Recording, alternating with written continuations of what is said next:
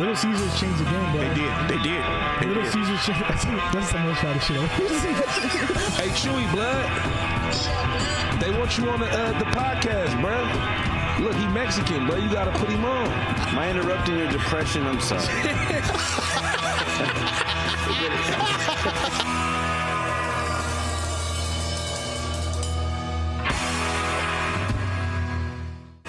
This week's episode of The Voice Party is brought to you by Big Boy Raps.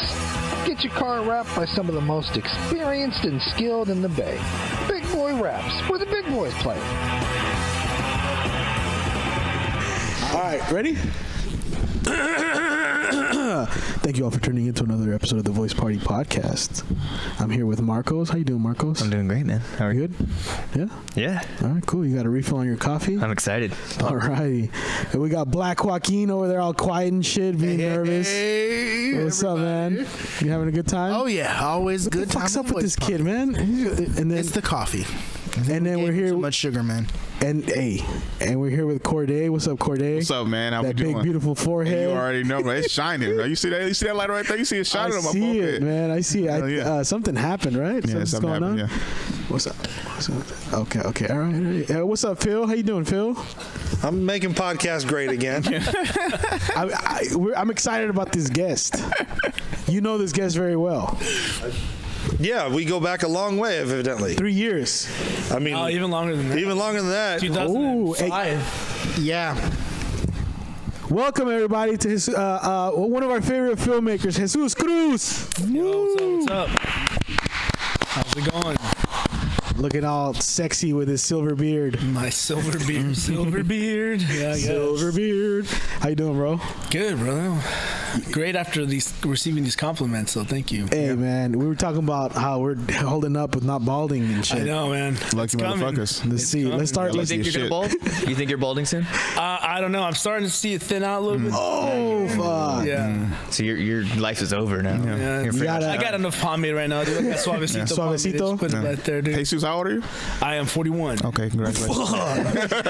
We were literally just talking about how he. We're talking about balding at 22. Oh shit. 22, okay. Yeah. You've had a good run. I've had a good run. Yeah. I didn't. You're starting to. And I used to shave my head. Like I used to have a shaved head all the time. Oh shit. Ungrateful motherfucker. Yeah. No, I didn't be thinking that. I'm like, you just shave it because you want to. You're appropriating my culture. Exactly. You appropriate my bald culture, my balding culture. All right. Like, so you just making a choice to, just like, yeah. I'm not gonna go into it. My choice. You've been up to you got a lot of things going on right now. And we want to talk to you about one of your films that just came out. Well, it didn't come out recently, right? Souleros. Yeah, it did. It came out in 2022. Yeah, this year. Oh, no, last year.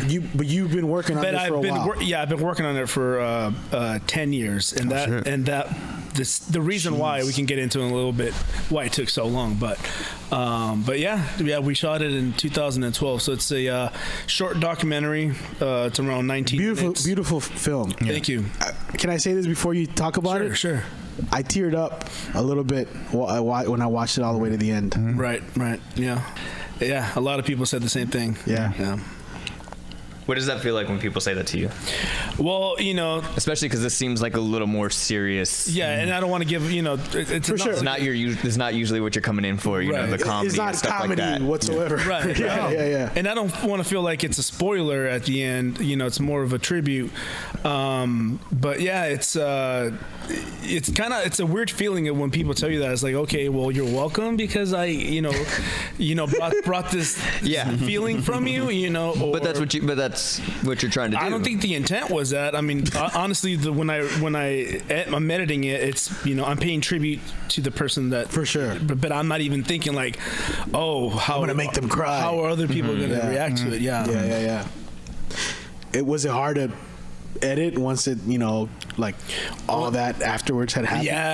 Yeah. And I mean, I could talk about it. Like I said, it's not a spoiler. So basically, we started filming this in 2012, and the way that we even came up with asking them. So basically, Souleros are record collectors, primarily from the Mexican American community, who have been collecting for years, and they have really big collections of particularly soul music, underground soul music, oldies. Stuff that's that wasn't Motown or wasn't, you know, it was artists that might have just recorded that one, you know, song, and they just kind of shelved it. So they do that. They're collectors. They look for stuff like that. And I've always been like intrigued with the relationship with the Mexican Americans and soul music, which is, you know, primarily black, you know, community music, you know, but Chicanos. I gestured to it, and I looked over to the appropriate table. Yeah. Me and Marcos are gonna leave for the rest of this interview. Please do. They're not even talking about it. You're going to just continue. Hey, Jesus, don't interrupt me. I almost looked at Phil when I said that. Yeah, but yeah, it's just a big thing, you know. It's in our culture, you know. We love listening to Chicano culture. Yeah, we love listening to oldies, man. And so I always thought that was interesting. And not only that, but you would see CDs passed around like in the neighborhood, or you go to a record store and you see these CDs with handmade art that look like prison art, you know, like that kind of art. So you're like, oh, this is interesting. Like, oh, this is an oldie CD. You know, I thought it was like a rapper CD or something like that. And no, and it's these people that collect the records and they put out promotional CDs for like their neighborhoods to bump, you know, while they're cruising or while they're in the barbecuing or whatever. Lowrider culture. Yeah, so I always was intrigued, and then I found out that there was a group in San Jose called the Northern Souleros who did that. You know, they would get together, choose songs to make compilations for, and make promotional CDs. And so I met them in 2012 through a photographer named Felipe Vasquez. Shout out to Felipe. And then we started interviewing. We met him at a barbecue in San Jose, the Souleros, and we did all the interviews there. And this was again in 2012. This is 2012. Yeah, this is 2012 that we filmed. And then my hard drive later that year crashed. And I did not back anything up. Like, yeah, it was at the time where I was just transitioning into digital, you know, media versus tapes and that stuff. Everybody on three. Ooh. So that got lost, and I thought it was gonna get lost like forever. Yeah. Like, oh, you know, okay, I lost the footage. You know, now I look like an asshole because I shot this and never did nothing with it. And then right when the pandemic started, I found the hard drive, and I had a new laptop, and I decided to plug it in just for shits and giggles. And sure enough, the laptop, the drive came back. Wow. So I like dragged all my stuff out of there. Yeah. And I'm like, okay, cool, now I can edit this project. And it's going to be a surprise for them now because, you know, they thought it was gone. They thought it was gone. So now I'm like, so I didn't tell them. I'm like, I started editing. Well, between me editing, 3 of the 5 people I interviewed passed away.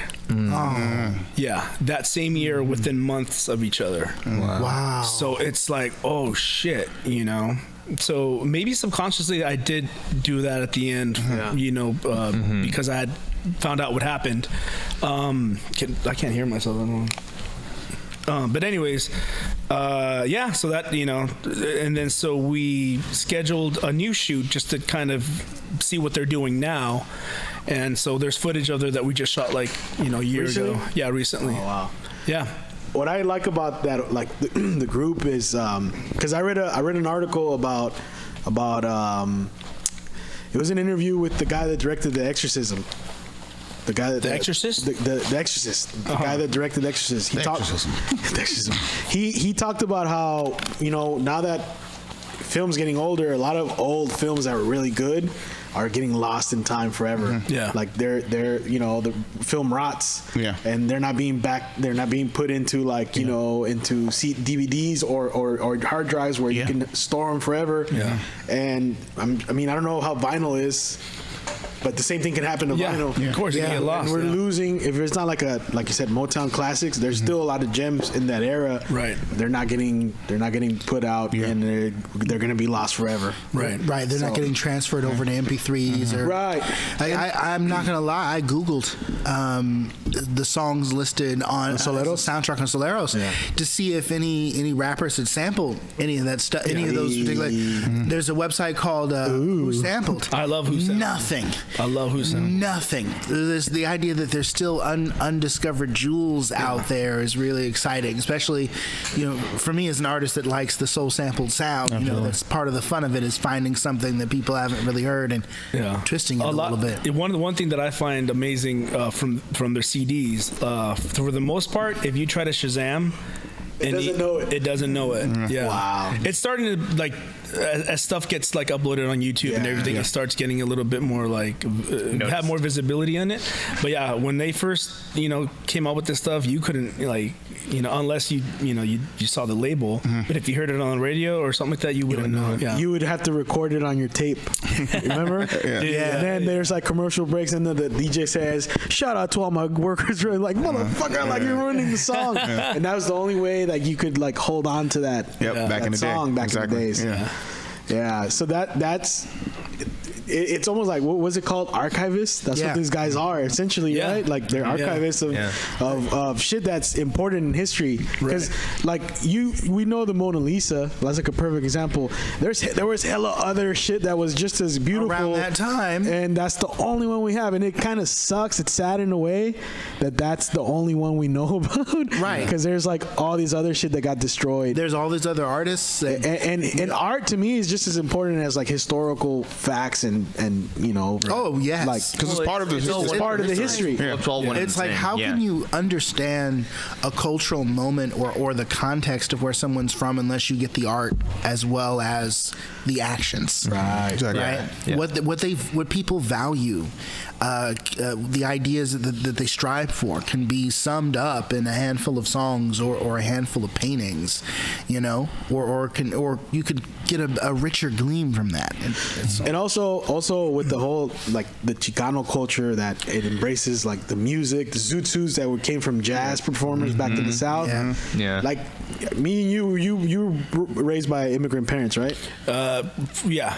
Same here. I'm first generation. I'm second generation. Oh, okay. Yeah. So I grew up with I didn't feel connected at all to Chicano culture because my parents were straight from Mexico and it wasn't until I was a teen that I was like, oh shit, this thing, and I feel like that kind of thing is important to know about because it helps you understand where your people are in this country.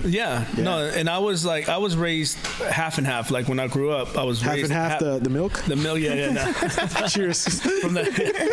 From the waist down, I was raised African American. Whoa.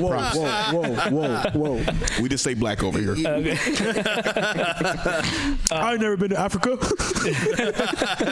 Definitely want to go though. Yeah. No, but I was, half the time I was in California, in the Bay, in San Jose, and then half the time. Oh yeah, you were in Mexico. Jalisco, yeah. So I think I got the best of both, worlds because I'm able to like the oldies but love banda music too. Yeah. He grew up in Oakland. He grew up in the black part of Oakland. Yeah, exactly. That's basically growing up in Oakland. Hey, hell yeah, I know. Yeah. That's part of Oakland where the black people were. Okay, all right. He grew up in East 14th. That's exactly what he described. Yeah. So my dad grew up. So yeah. So for me, it was kind of the same thing, but I didn't go back and forth, but I grew up in mostly black neighborhoods, right. And I love their music. But then when you go back, it's oh shit, this is not new. We've been in the same hoods for all these years. So that's why the lowriders. To me, it was crazy that I met some of these OGs from the Mission, and they didn't really listen to banda machos and shit, right? But they were bumping oldies, and it's what the fuck, man? I thought we're supposed to be on the same page. We're all raza. And then you look into it, it's a whole culture of the oldies thing, and that dude, you interviewed the guy, the artist, one of the artists in the he sang the oldies music. Yeah, Joe Batan. He's half black, half Filipino. but he sang a lot of soul songs in Spanish too around that time. So he was doing, he knew. Talked about the raza. He knew like back then. He's like, yo, I got to do some stuff in Spanish because he's seen who's coming to the shows. Exactly. Yeah. And in the interview, and it sucks because the audio file from that, we had lost it, so I was using the camera audio. That's why it doesn't sound as well. But he said it like, if it wasn't for the Mexican American community, we wouldn't be touring still. That's crazy. Yeah. That's kind of like what we were talking about once in an episode where like jazz, the people that come to watch jazz isn't primarily black anymore. Yeah, that's true. Yeah, that's true. The people that, in some cases, you have situations where the people that perform, a lot of the people that perform a lot of these older musical forms that maybe the African American made popular aren't necessarily African American anymore in general. The performers, and it's like look at rock. Yeah, exactly. Right. Especially rock. And nobody's looking like James Brown on the rock scene anymore. You know what I mean? Like, so it's like, but it finds a new audience. That's what I'm saying. Yeah, it finds a new audience. Mm-hmm. Yeah. And then new people get inspired.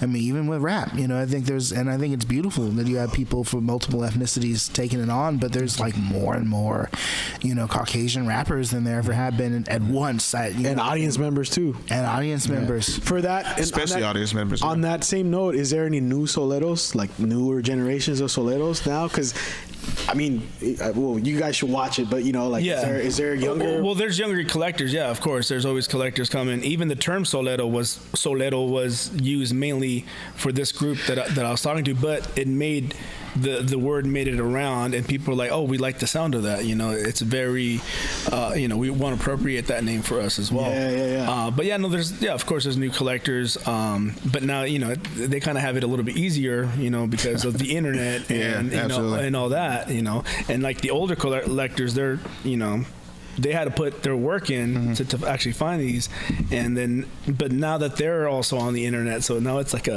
it's like not a war, but it's like people are bidding on the same stuff. Gatekeepers and shit. Yeah, that's what I like about YouTube, because I've found so many good music on YouTube that isn't even like you said, you put it on Shazam, and it doesn't even like register. It doesn't. It's like music that someone saved by putting on YouTube, right. Which I think that's how like eventually all this is gonna end up, unless like one of your grandpas dies and you find all his collections and it's like, oh shit, this is, and that's what they talked about, how that it goes up in value if it's not available, and that to me, like, I love hearing that kind of shit, because it's like something that no one else has, and even if it's not the best sounding, right, but it's something that's not and you didn't collect it necessarily for the profit. You just did it because you love these old records. You're like, hey, this is now, it's like something. It's like being rewarded for your purity of heart in the record. Right, it's something special, How's it like, I know you won some awards, but how's it been, like, the people's reaction to it as a filmmaker? Not great.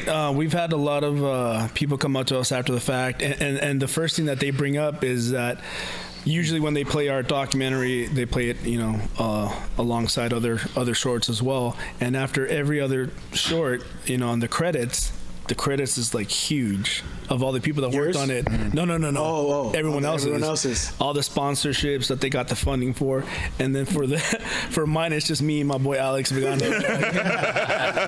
Produced, shot, edited by and then when I have to put down, like, what was your budget for this? I'm like, $100. I don't, how much was this camera? $100. You think of the gas money that you spent? Yeah. Wow.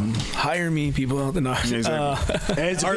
was the same way when we did. I do it for $150 now. Yeah, hold on. Oh, now I got some Unhealthy Comedian plug coming. When we did Unhealthy Comedian, it was like the same thing. Like, I'm looking at the credits, like, fuck, I gotta pad this shit out. Because it's just me over and over and over again. So I'm like assigning different roles to different people. Location manager, Marcos. Yeah. Like, just to pad out the credits. And then when I was going through the distribution process, you're in there somewhere. I put everybody in there because I needed to pad it out. Corday wasn't in there. You weren't in the movie. Yeah, I know what part 2 comes to. You can watch it streaming now on Roku. I have. But I want to know, like. But when I was doing the distribution process, same thing. They need to know, like, your budget, and I'm like, fuck. How many lunches did we buy? Yeah. So I just, like, made up a number. I was like, like $800, gas and lunches. Sounds about right. So yeah, none of that went to gym subscriptions, by the way. no gym subscriptions, no weight loss pills, no diet supplements. Hey, how many film festivals did you put it out? Oh, because you said you couldn't get it to the SF Indie Film. Yeah, I mean, I was like, what? Like, well, you submit it, and then of course you're gonna get a lot of no's. I mean, that's just how it is. Yeah. I mean, in total, maybe 10 that I entered. So far, it's gotten into 3. Obviously there's been rejections, and there's people that there's festivals that rejected it that I'm like, really? Like one in San Jose, it was a short film festival. Yeah, the San Jose one, and not CineQuest. It's another independent one, I guess. But I'm like, the story is in San Jose. Like the story is about San Jose. That's right. Wow. Like, damn. Yeah, no, we want some stuff from LA, like Los Angeles or something like that. Maybe something out of state, not actually taking place where we're having it. LA's not out of state. That's more genuine. We feel. For our festival. Yeah, for our festival. Just because it takes place here doesn't mean we want stuff that takes place here. Okay, all right. They're like, ooh, there's too many mustaches on this film. Dude, like, damn, they don't like Chicanos. Just because we're a local film festival doesn't mean we want a local. Like, I know we're taking it here, but I'm actually from Orange County, so if you have anything from Orange County, we would love to plug that. I'm sorry, but I've got to give your slot to like my girlfriend's film that she made for the first time ever. Right. First film. That accent's a little racist, guys. You might want to cut back on that. Can we stop talking like that, please? My bad, Marcos. Hey, are you getting offended right now? Okay? My bad, Marcos. Are you like totally. It went a little too long, guys. All right. Okay, if you feel that way. I mean, I'm just saying, if you put out something, I would not plug it. Are you planning on making like another part to this? Because especially since I've seen a lot of short film independent films where once it comes out, then they put out like the longer version of like stuff that's from after. After the support we received, after all the support and people following us and asking for more, we already shot one of a group in LA, other collectors too, called the Southern Soul Spinners. Yeah. So there's I was gonna ask about that. Yeah. Good. Well, how was the reception in LA or Southern California? Oh, for Souleros? Yeah. There hasn't been. I mean, we didn't get picked on the LA one festival, but as far as the whole North South thing, that's why I asked, because it is like the name. I'm not even talking about gang stuff. Just in general, like, I know of clubs, called like the Northern whatever. Yeah. And like, there's always that thing, and it's not even gang related. Right. It's just, Yeah. I mean, yeah, you're definitely going to represent it from, where you're from, Right. You're in Northern California, Southern California, but then it can get into the, kind of the into that prison politics stuff. Right. But I don't feel like that's what this is. This is definitely focusing on music. Yeah. Definitely. Yeah. It's a good thing. It's a good thing. That's what I meant. Like, has there been any like where they like no LA like pushback on it? Not pushback, but has any LA film festival picked it up? No, not yet. But I don't.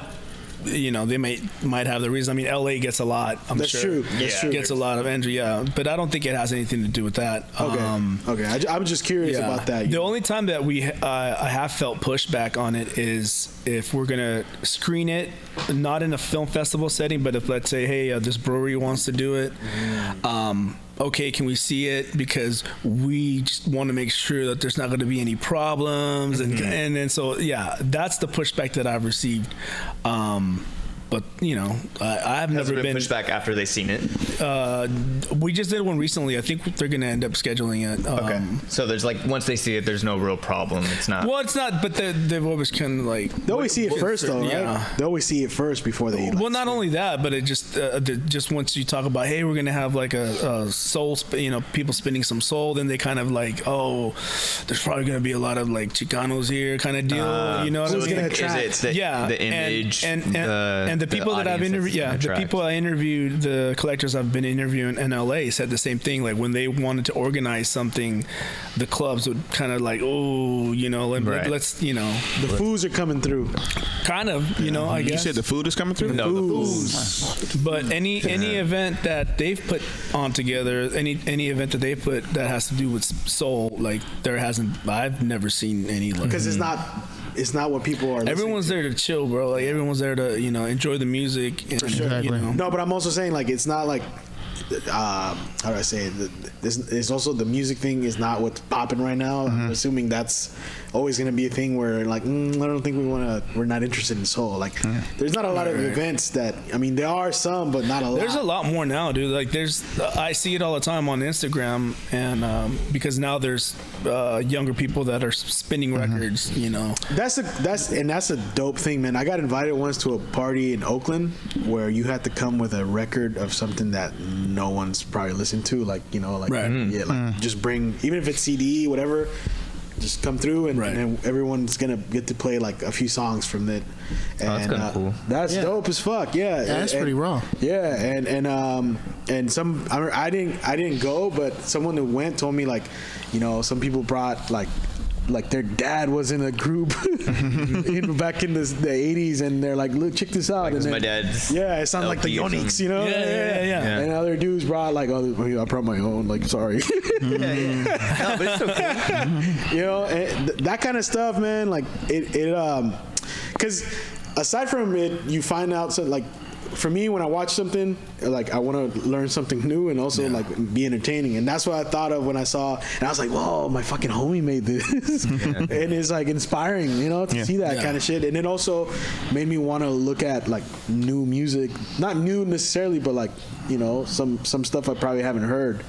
Have you, like, after doing this, like, done a deep dive on old? Oh, dude, there's this one story that we are going to cover, and so all this has inspired a bigger project for us that I don't want to give out too much stuff right now until it's solid, but it's going to be like, we're going to go deep into some of these stories, and one of them that sticks out to me is there's a rare 45 record by a group called the Royal Chessmen from Los Angeles. The song's called Begging You, and it's a pretty sought after record, and the reason that there's not that many pressings is the story behind it. So the group recorded it as kind of like a one-off, like, okay, you know, kind of did our thing, and then the person that was supposed to handle the distribution, I guess, had most of the records on them in their vehicle, and then this person went to a party which ended up being the Manson murder, Sharon Tate house. Oh, damn. No. And the person that was supposed to do the distribution for them was the first person that got killed that night. The one that opened the door. Yeah. I remember. Yeah. Wow. It's crazy because so those records, no one knows what happened to them. And like they got to be out there. Someone's got to have them like an Manson probably knows where they are. His whole probably took him. And he was a deep music guy, like where he could have bring them all to me. He was probably, you know, talking to that dude about doing something. Yeah. But you know, that's why. So now there's this story behind this record, and that's interesting as hell. Yeah. What's it called? I'm not gonna tell you. Oh, no, that's gonna be competition. No, I just said it. The Royal Chessmen Begging You. It's on YouTube. You can hear the song on YouTube. The whole beef with Manson was because of music. I guess one of the guys there like ripped off his songs, and then the Beach Boys used it. They used the song. Wow. That's what, I don't know if you guys know about the story behind it. Yeah, I knew that one of the brothers was really the guy that used to live there before one of the Wilson brothers. I forgot which one. Well, yeah, so, you know, that whole beef started about music. Because he wanted to be like the next Elvis and shit. The next, or not next Elvis, but, you know, like the next big thing. He supposedly was a really good musician, too, Manson. Yeah. Well, he became famous. He became famous. He got famous. Nobody wanted to do a mixtape in prison. Exactly. Like R. Kelly. He wanted to. Wait, so that's something you're working on right now? Yeah, it's part of a. Is it part of Souleros, or is it like? It's part of the like project. The bigger. What's the rarest album that you've heard about through these guys, like through this project? No, I not a lot. Begging You was probably the one that stuck out to me. Isn't that more subjective though? or what's but they're also looking for first pressings. They're looking for the masters. Like obviously the lower the number, the better the more it's worth. Yeah. You got any Marilyn Manson music at all? By chance? Anyway, Marilyn Manson. Well, like because if you're looking for these kind of records that have, less than 20 pressings or something like that, rare, super rare. Like, is it? Because the first ones are the best. Again, subjective. Like what makes that just because it sounds better? No, not necessarily sounds better. I think it's just like having the song just that good, and then between the community, it's like, oh, we want that record, right? Right. And then especially if you put the song. So let's say you find a rare record or something no one's ever heard of.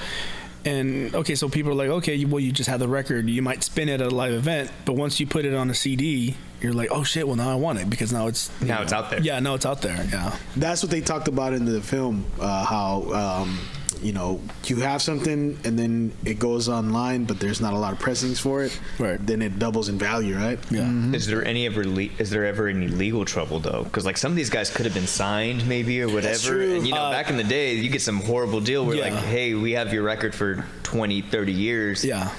Yeah, that's the thin line. Or you just sold it to us at Universal, and then we shelved you, and there was only 10 pressings because we were like, "Fuck you guys." Technically, that's piracy. No, I know, but you know what I mean. Like, because have you heard any stories where companies are coming after them or anything? No. A lot of these labels were, are gone. Oh, I was gonna say that. Yeah, a lot of these labels aren't gone. Dead now. Artists aren't around anymore. Like I said, it could have been like a one-time thing for them, but the song actually ended up being good. Like especially never even came out. Especially for the collectors that are looking for that specific sound. Some collectors like the doo-wop, group harmony. There's like a little bit more rock. A little bit more. And there's a lot. There's like so many that. It just depends. And then the thing that's crazy too about this whole thing with not just music, anything. Some like art becomes super famous years after the artist has been dead. Yes. Mm-hmm. Like long dead, like Picasso didn't even get to be that famous until after he died. Or something that me and Joaquin found on our drives when we were listening to a podcast is that some people's their biggest hits or whatever at that time is not their biggest hits in life. Right. They'll go 10 years and the song that reached number 15 in the charts or number not even the top 100 is now 40 in or 2022 50, 80. is the biggest song of their career, and sometimes not even in the States. Yeah, they got bigs. They got big all around the world except for the Japan. Did you guys watch that documentary? It's an old documentary, Searching for a Sugar Man. No, that's how it was. It was an artist that recorded one album, never did nothing from Detroit, never did nothing in the States, but somehow the record made it to Africa. Is it Africa? I think it was Africa, and somewhere out there, he was like considered like Elvis, dude. Like it's like Simple Jack. Remember Simple Jack? Or the Wheatus band. The band who sings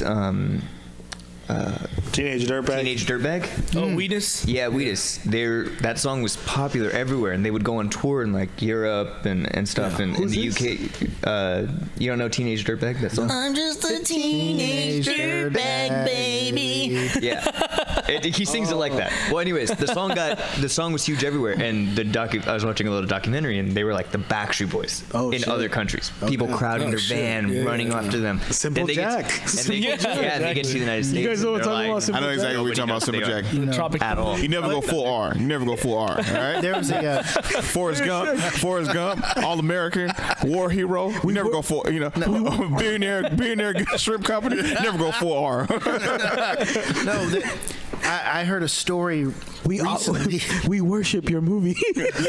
That's how you go. That's how you go to the Oscars and end up award list like I Am Sam. So yeah. I heard a story recently about a gentleman who's like in his 50s. He's like working in a cubicle somewhere. I think he's like an accountant. Finds out that his punk band from the 70s, that there's a few pressings of their old albums that are super super popular in Japan, right? Like some of these Japanese kids recently just discovered their old work and they love them, and so someone reached out to him and was like, "Is this you? Like, you know what I mean? Can I get you to come out here and do a tour?" So he goes on vacation and gets the members of his punk band together that are still around, and they went touring, and apparently they've been doing music together after that ever since. It's crazy. Have you heard of the band? Remember we watched that documentary. Have you heard about the band called Death? No. It's his. There's three brothers from Detroit. They grew up. They were doing metal, right? Oh no! So they're known as maybe the first punk band ever. It was punk, but they were doing like rock and roll mixed with like a little bit of soul, because Detroit that was like the what's called the Motown. Yeah. And all the artists around them were doing Motown stuff. They were the only ones that like listened to the Who. So like the 70s rock. So they were incorporating the drumming, and then the singer kind of had like a little bit of like Motown, but mixed with rock, like Led Zeppelin kind of thing. Okay. So in the documentary, they showed how they stopped doing that style of music because one of the brothers, like the older one, he died, and then they kind of just started doing this reggae thing. And then years later, after, because the punk band, or it wasn't even punk back then, but it was called Death.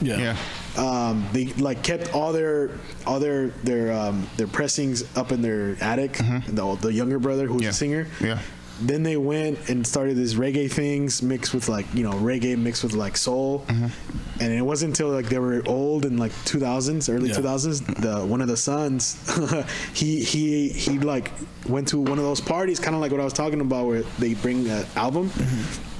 And he's like, "That sounds like my dad." And then he called his dad, and is this you? He put we put the phone up to. He's like, "Oh yeah, that's us. That was your uncle." Like, yeah, he's like, this band's called Death. He's like, "Yeah, that's me. That's me. That was your uncle and the drums, and then your brother, my brother, And we're like, "Oh shit!" And then someone like did the timeline. This is before punk, and they sound like all punk's bands afterwards. They were famous for a while. And then like that's. Send me the link. You saw the documentary in theater, yeah. When it came out. Yeah, we watched it in my room too. And saw it in your room too. It's and dude, was the movie better in his room or in the theater? The food Honestly, was better. it was great company. So the food was better. The food was definitely better. You don't like popcorn and ices? No, I love popcorn, especially at the theater. But his, it's they did so the son that found the music does like this little. He has his band called, I forgot what. Of course, he has a band. Well, he started a band. It was called after the one that died, like his Death name 2? or something. I forgot the name. They were doing covers, but then like people started catching on, and then they got the original sons to do a fucking tour. And I think they're still doing music now. That's hella dope. And if you'd heard the music, it's like, oh shit, this is punk before punk. Yeah, man. Another dope thing, you said the dude who was like at a cubicle working, and then he got famous over in, where was it, Japan? Yes. Imagine he just like, man, I wish I could just quit this job. Like, I wish something would just like change and I could just fucking leave. And then all of a sudden, it's just you? Yeah, that is. You want to come over? You want to come over? They got his face on t-shirts over there. Exactly. He was like, oh shit, the opportunity, I want it. He's like, dude, we have a bank account with like millions of dollars. Exactly. Yeah. Would you like to come over? Hey, God, if nothing happens, I'm gonna just end this shit. Like, hello? Everyone's Did you do music? Yes.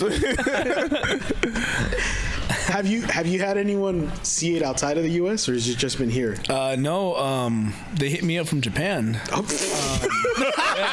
circle. Yeah. Because I was in my cubicle.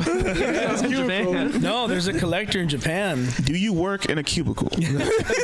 No. Hey, Japan, the Chicano culture is huge over there. I've seen the document, or like the little Vice documentaries on YouTube and stuff. Yeah, those are crazy. I love it. Awesome. Yeah, it's so cool. But no, there's a scene over there. There's a collecting scene in Japan. There's a scene in Germany. There's a scene in England. Is there a Germany? Yeah. Oh, I have one to see that. One of the collectors that we're interviewing from LA. His name is Ruben Molina. He's been around forever. He's like OG. My last name? OG collector, and yeah, pretty close. Molinar, fool. Yeah.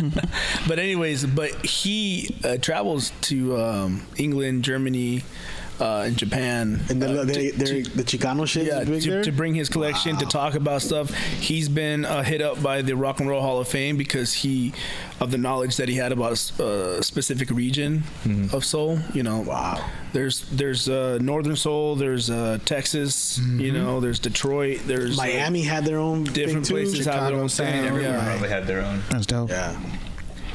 It's amazing how much untapped, or not untapped. Right, still, but there's still a lot of stuff that's out there. Yeah, the amount of history behind music that we don't know about. Right. Who started what? Where did this really come from? You know what I mean?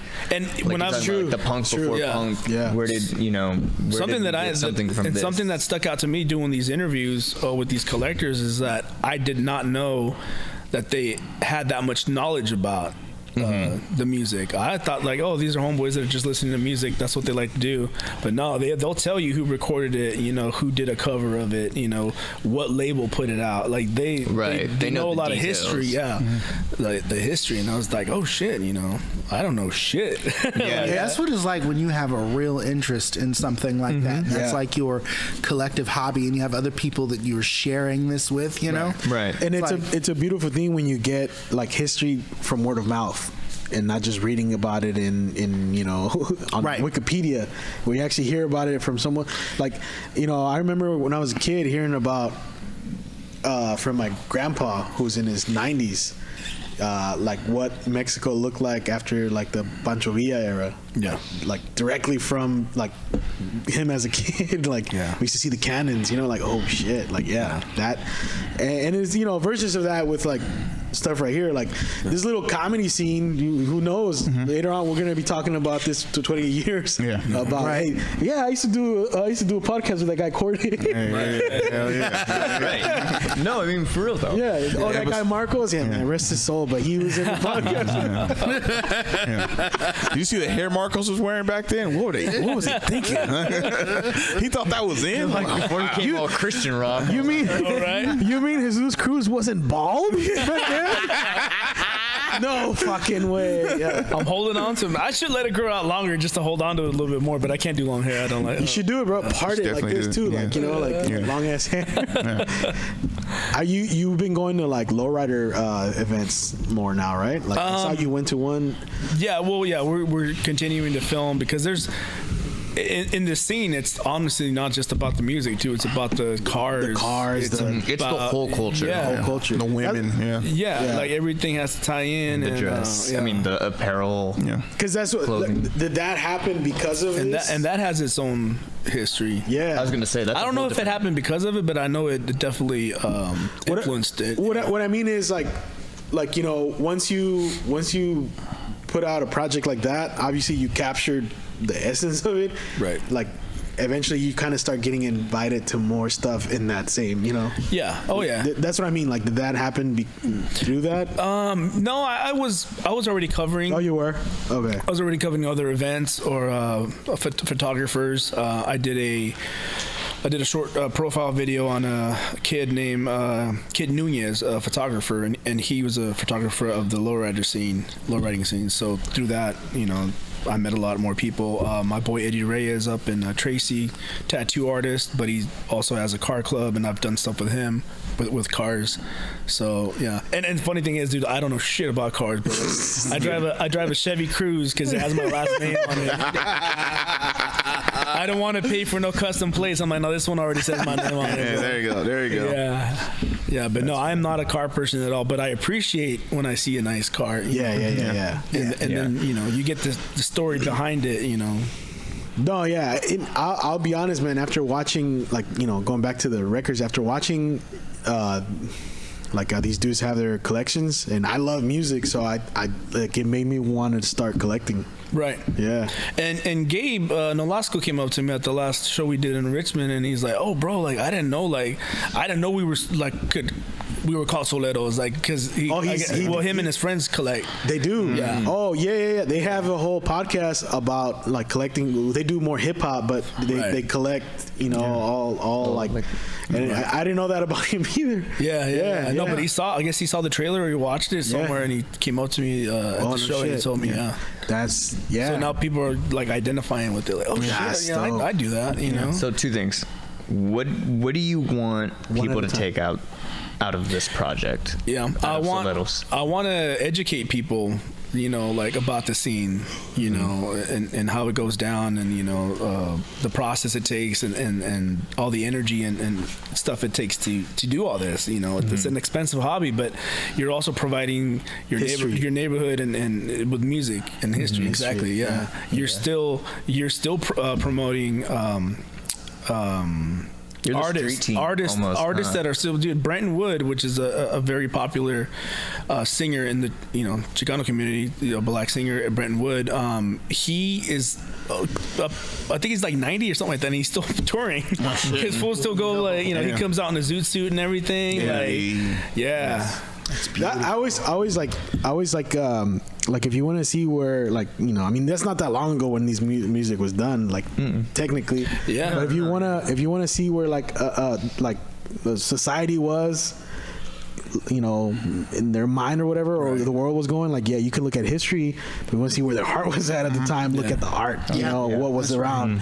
And so, sorry. No. Just I think it's super important to document all this. Put that shit on YouTube. If you do find it, if you want to, just to save it, because we're talking about disappearing. Start an account with no followers and just upload stuff that you want. I mean, do they want to do that though? Like a lot of these guys. They have their own channels and stuff like that. They see where everything's going. They'll do radio shows and they'll spin follow us on I don't know what websites promote that, like SoundCloud or I don't know. There's a radio show in your documentary. What was the name of it? The radio program? KOHL Low Riding with JJ show out of Ohlone College.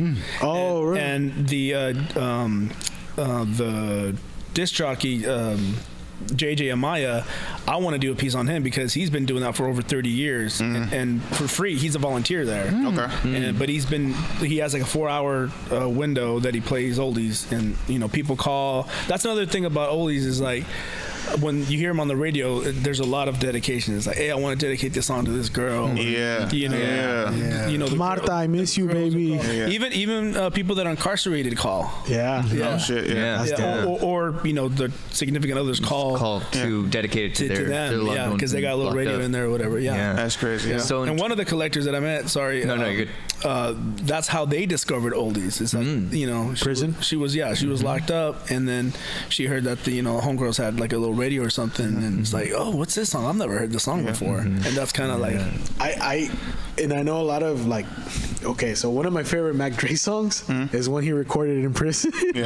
I know a lot of good music comes out of prison. That's another topic, but a lot of good music comes out of prisons. That'd be a whole other project. There was this guy who I'm friends with. Don't steal it. This guy I'm friends with, or not close, but he wrote one of Richard Pryor's movies.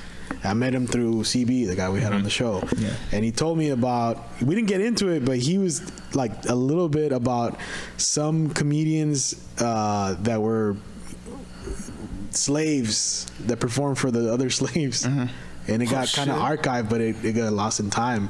But these dudes were doing skits while they were in their little where they all slept together. Yeah. They were the earliest recorded black comics. Who books that, by the way? Who books that? Let's do it. Massa.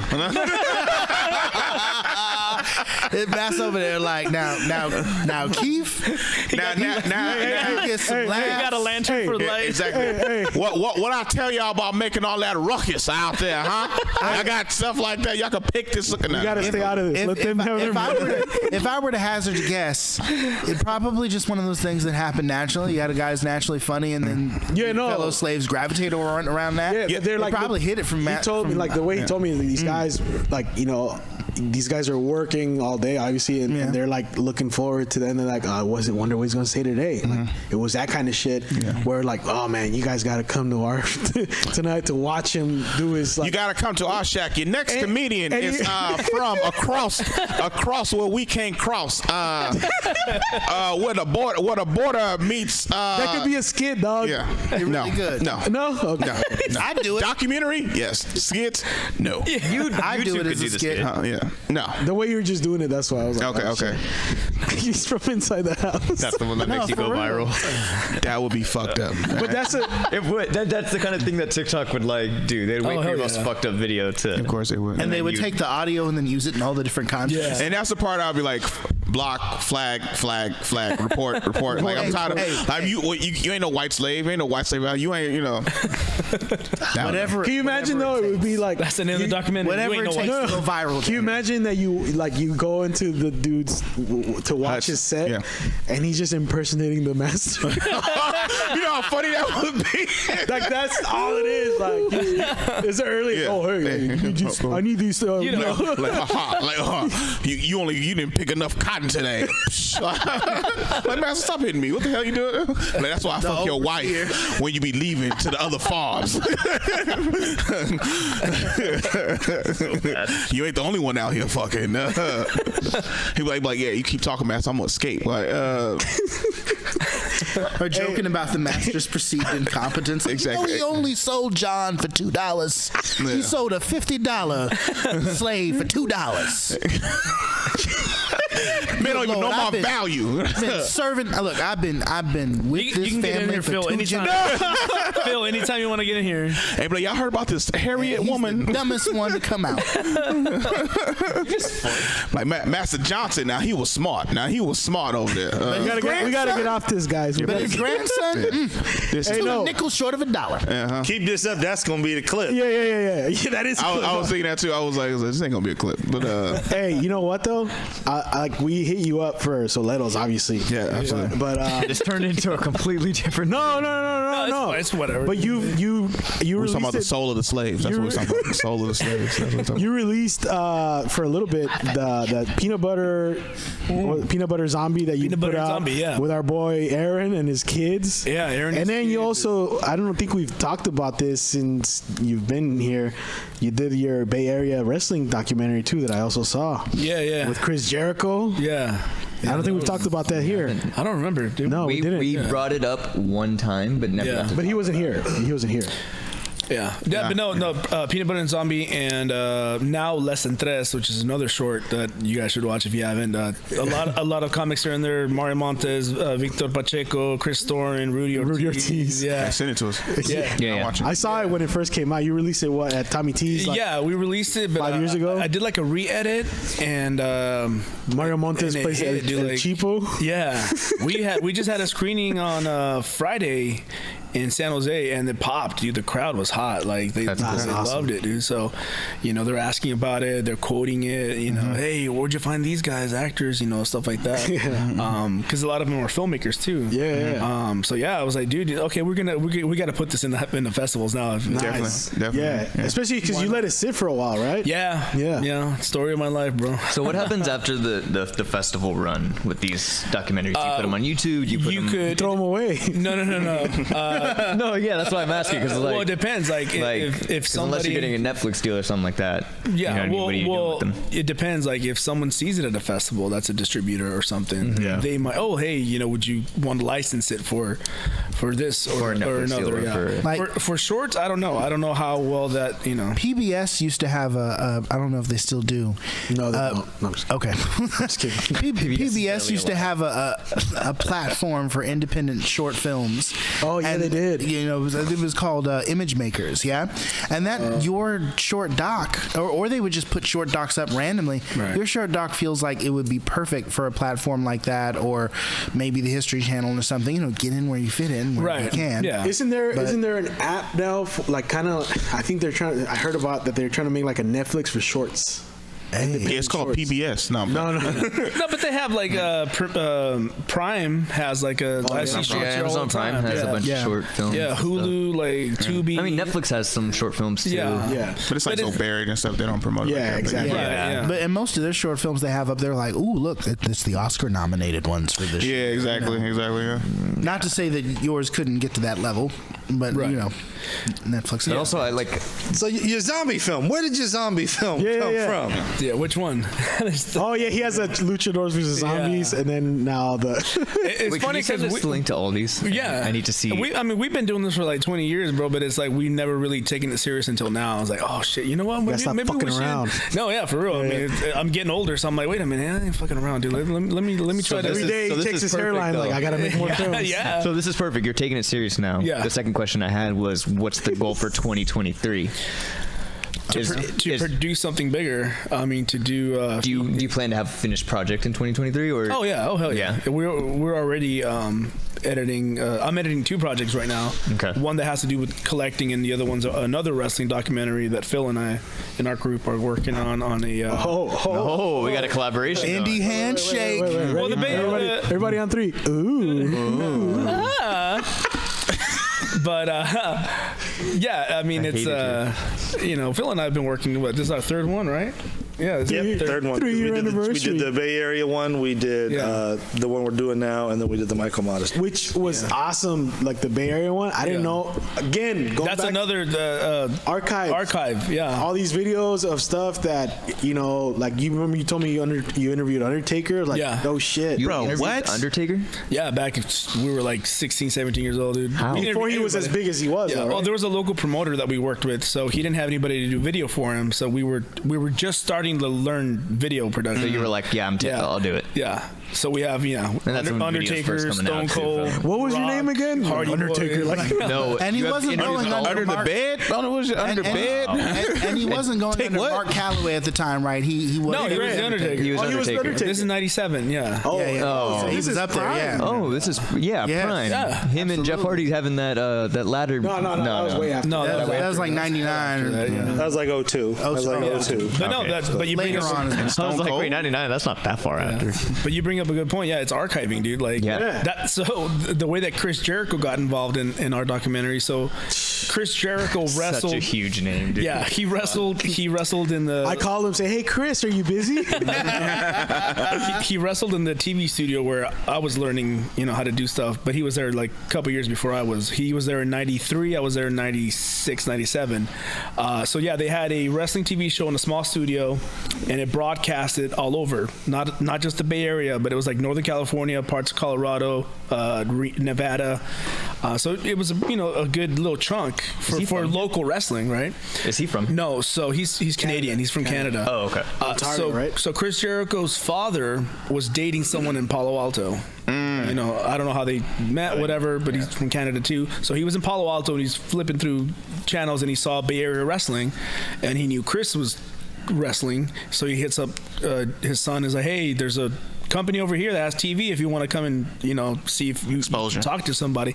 Sure enough, he flew himself from Canada to the Bay Area, found the school, and they kind of saw him like, yeah, okay. So they gave him 3 matches, and those 3 matches were his first ever televised matches. Like this is the first time he's on in the United States. Yeah. Mae Young was commentating. Mae Young, if you guys know wrestling, Mae Young was a commentator in it. Crash Holly. Crash Holly was from that group. When he had long hair. Yeah, he had long hair. Yeah. And and so Chris Jericho saw the trailer that we uploaded, hit us up on Twitter, and he's like, "Yo, I want to be a part of this." Like, it was crazy because he retweeted the trailer, and then we were talking in our group chat, and Paul Ponte was like, "You think we can get Jericho for this?" And I was like, "No way! He's Le Champion, former AEW World Champion. There's no way we can get Chris Jericho."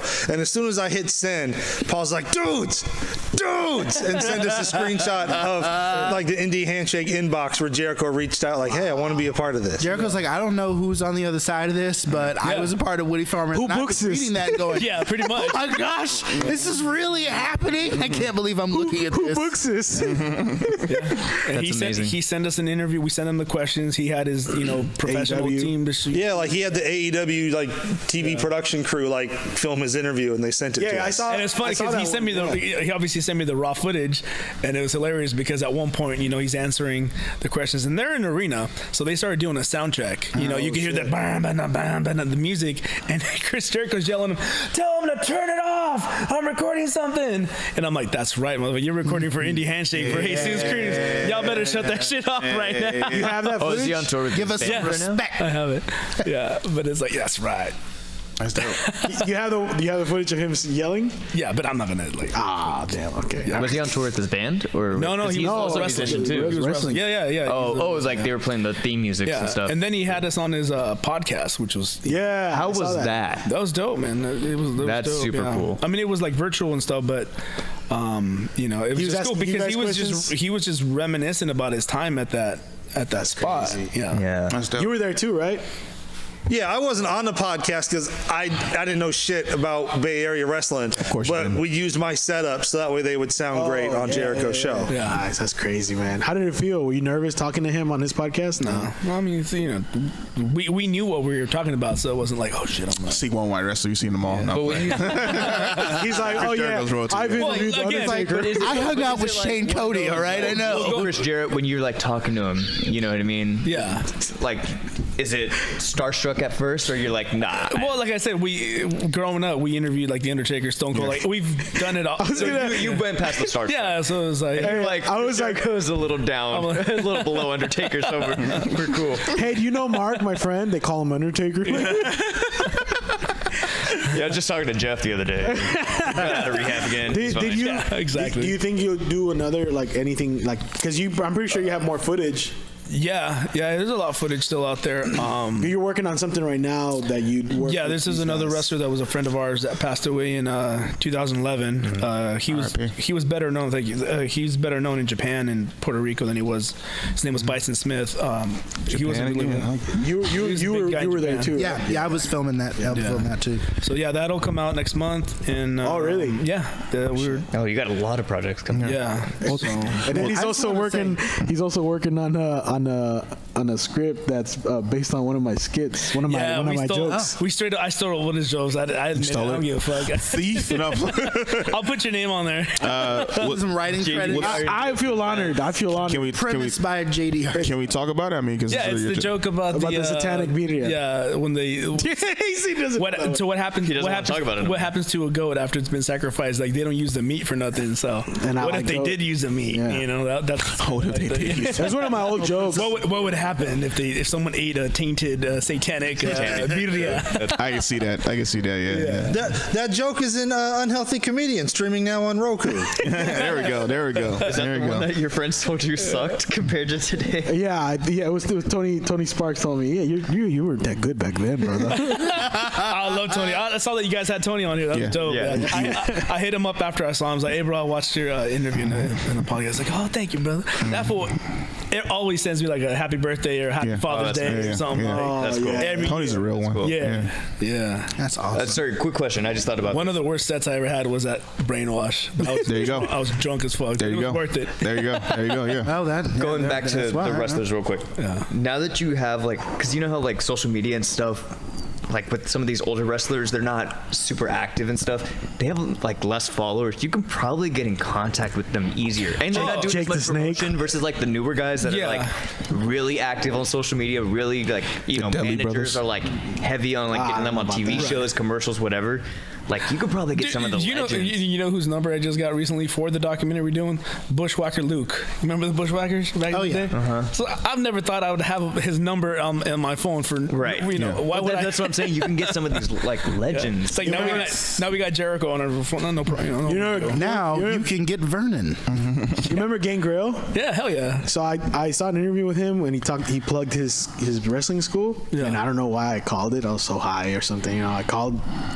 He said it's Gangrel school, Gangrel speaking, and I got so nervous I hung up. Punked out. Damn. By a voice. Gangrel, if you're listening, it was him. It was really him. He answer it. He's like, "Gang, girl speaking." I was like, "Oh, wrong number. Sorry, I was calling Dracula." Could have been worse. It's called Vampiro. Vampiro. Man, I was trying to call Rey Mysterio. That's one guy I would love. I think you if you did some. I don't know if you would want to talk to Vampiro. That's one of the wrestlers I'd want to talk to. Oh, dude, he's got there's 2 documentaries out there that focus on him. You should check it out. Yeah, I'll send it to you. He's an interesting guy. It should be a third one, directed by Jesus Cruz. Like we're already working on that. Would you like? Is there a wrestler that you'd want to do something on? Or just interview? I don't know. It would have to be like an old school person, like, you know.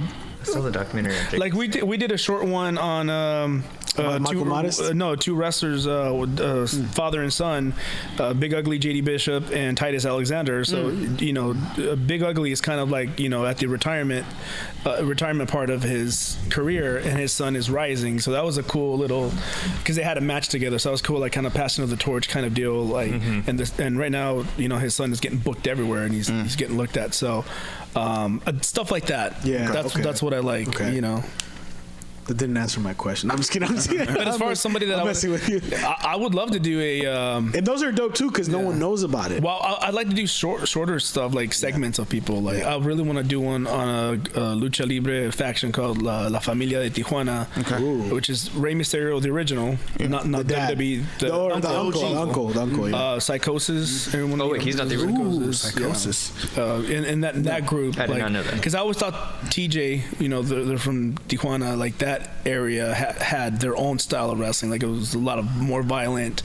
Just the city alone, Tijuana is known as a violent city. So I think that's an interesting take on wrestling, because wrestling is violence, you know, right? Control violence. But growing up in a violent city, like how did that? How does that fuel people more violent? You know, the crowd's got to be nuts, you know? Right. Have you ever thought about doing something on Hood Slam? I have before. Oh, you have? Yeah. Oh, shit. I know. Do you guys know about Hood Slam? Yeah. I know you do. Over in Oakland. I know Sheik. Okay, that makes sense. Yeah. Sheik, she's the founder, so I know her pretty well from back in the day. When she was just starting. Because it's not that old, right? It's pretty new. Yeah. I saw a video of Hood Slam with the dude, like, I think he went up on a forklift. Yeah. And then jumped from way up there to a table. Oh, okay. And then everybody was chanting, "Holy shit!" Yeah. Because I don't remember that, but yeah. I heard it gets wild there. Yeah. One of my boys, Boone, who was in Less Than Tres, he was the guy with the mustache. Oh yeah. He's in Hood Slam. He wrestles for them. Jeez. And that's cool about him, that he came to us when we had a school in Hayward. And he's a skinny kid, like, you know, I'm like, what is this skinny little white kid that wanted to learn lucha libre, like Mexican wrestling? I'm like, what are you doing? Like, you know, do you want to be a ref? Like, kind of deal. But he's like, no, I want to wrestle. And eventually he did. He got himself a luchador mask. He got the respect from all the luchador wrestlers. And his goal was to get the Hood Slam, and he did. And he's a constant performer. Yeah.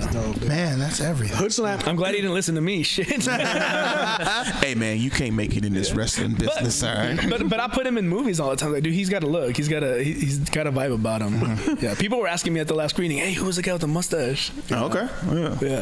Yeah. That's what's up. I think like, I know he's invited me to one of those local wrestling things. Yeah. Because there's a vibe to it, right? Like, yeah. Like, I mean, of course, going to the WWE shit is cool, but there's something about when you're local, dude, you're up front. Like, APW. You know. I've never been to one, so it's Pro Wrestling Revolution.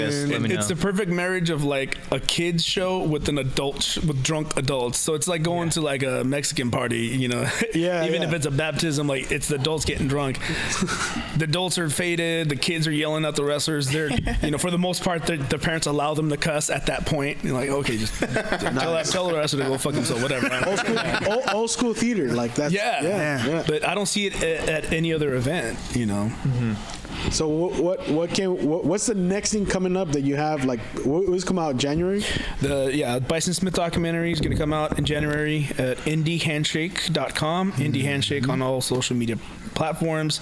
I'm still working on another record collecting documentary, and then eventually a docu-series with more travel.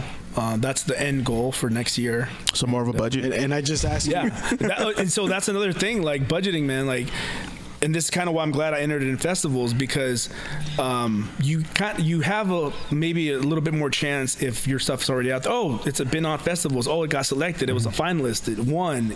I'm down to. I think that also like people that could fund stuff. Oh, okay, they're doing stuff that's won awards. Yeah, let's they might be a little bit more inclined. I don't know. Okay. No, definitely. Case, but yeah. And I also just asked you to be a part of this thing we're filming next month. Yeah, at your house, right? Just us? No. Oh, not that one. Oh. Okay, we'll talk about that one eventually. Yeah. I asked you to be on. Yeah, you're going to be on. Got some stuff in the works. Yeah. I cannot wait to see this. You know what it is. I mean, it's almost as good as like slave masters back in the day, or slaves was telling stand-up comedy and stuff like that. You saw Mass on that horse over there. You see how he fell? You see he fell? Shit like that. Motherfucker won't say shit. I threw that rock. That's how he fell off. Even the overseas. Where can people follow you? Your IG? They could follow me at Slavejokes.com, where Corday and Joaquin talk about the old school ways of the first performances of stand-up comedy back in the slave days when they was out in the fields throwing shit at massa and the overseers. That's why they used to get whipped. That's when they were making that sweet soul music. Sweet soul music, exactly. Hell yeah. Sweet and low, sweet Cheerio. Hell yeah. Because they was throwing Cheerios and massa. You can follow me at Jay. I'm going to get canceled just for being here. Fuck. Canceled from what? From what? No, we got nothing. No, if you survived our last one when I was here, you're fine. Oh yeah. Well, none of us have blown up yet, but if we blow up and that was horrible. 30 years ago, I'm just laughed at that. We were doing the Columbine shit last time. Yeah. You think I wasn't on an episode? We like to be consistent.